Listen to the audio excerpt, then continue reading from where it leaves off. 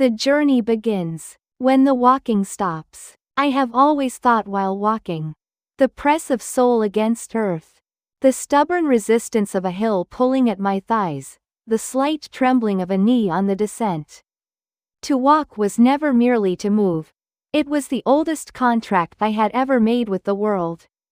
And then one day, a thought arrived quietly: the contract might eventually be broken. Perhaps the knees go first, or the back. Or perhaps time simply comes one morning and begins, without announcement, to draw back the steps. When that thought came, I felt no dread.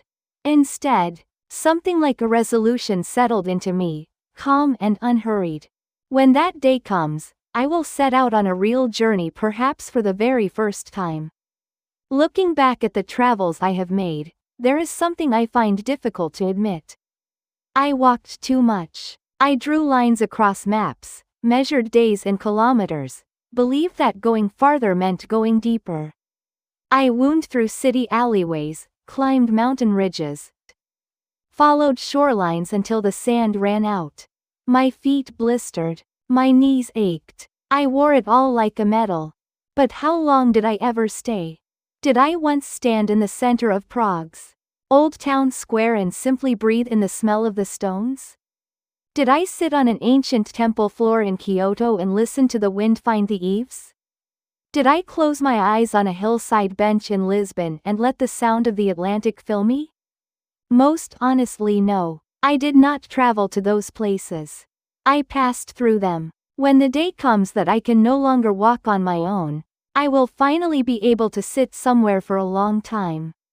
Whether it is a chair with wheels, or an arm offered in support, whatever form it takes, perhaps then, for the first time, I will truly possess an afternoon in a foreign city. Unable to hurry, I will not hurry. Unable to turn the corner, I will remain on this one. I will sit by the window of a café and watch a cup of coffee go cold. I will read the faces of strangers passing by. I will memorize the angle at which the afternoon light descends a whitewashed wall. If it rains, I will listen to it.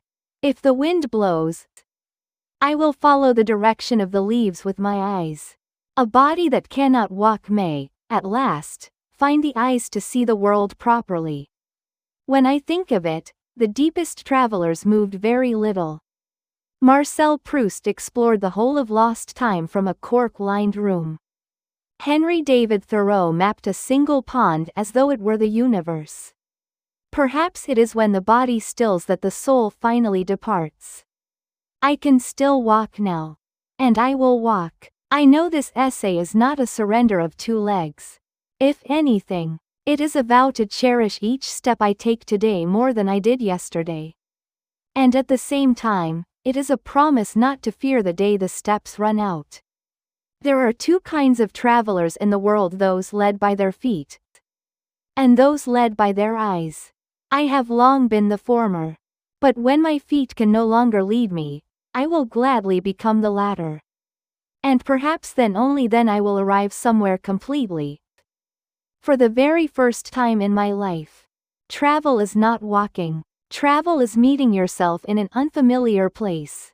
That meeting, it happens without feet.